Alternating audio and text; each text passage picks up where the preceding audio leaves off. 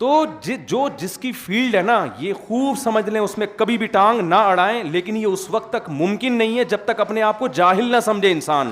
تو اپنی کم علمی کا اعتراف کرنا سیکھیں کہ مجھے نہیں پتا. یہ فرقہ واریت کیوں پھیل رہی ہے اتنی پتہ ہے آپ کو؟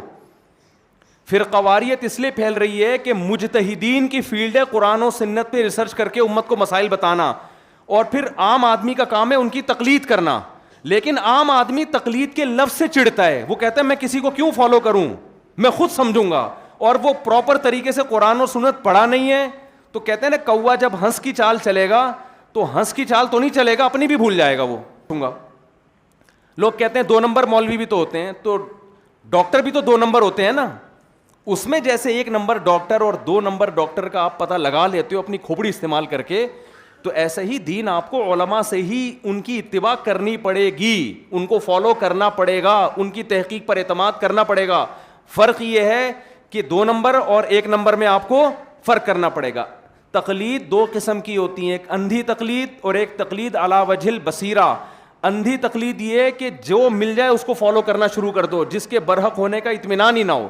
اور تقلید علی وجہ البصیرہ یہ ہوتی ہے کہ جس کے برحق ہونے پر اطمینان ہو, آپ نے اس کو فالو کرنا ہے. ایک چھوٹی سی بات سنا کے میں آگے چلتا ہوں. یہ جو افریقہ کے ملک ہیں نا, ان میں امام مالک کا فقہ رائج رہا ہے ہمیشہ سے. ایک عورت کسی مفتی کے پاس آئی کہ مجھے ایک مسئلہ بتاؤ. ان مفتی نے کہا قرآن و حدیث کی روشنی میں بتاؤں یا امام مالک کا قول بتاؤں؟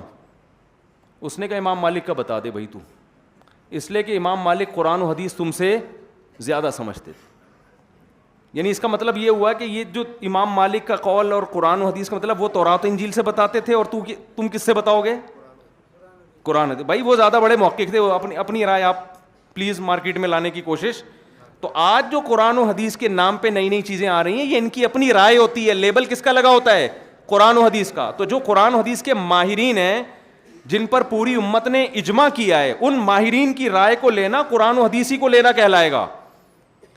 پھر یہاں لوگ یہ کہتے ہیں آپ کو کیسے پتا چلا کہ امام حنیفہ مجتہد تھے؟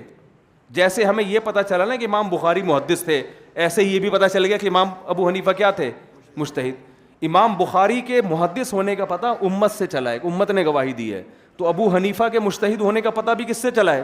امت نے گواہی دی ہے. تو امت کی گواہی یہ معتبر ہے. یہ امت تو دوسری امتوں پہ گواہ بنے گی, یہ امت من حیث الامہ گمراہ نہیں ہو سکتی. خیر جلدی سے میں ٹاپک کو سمیٹتا ہوں.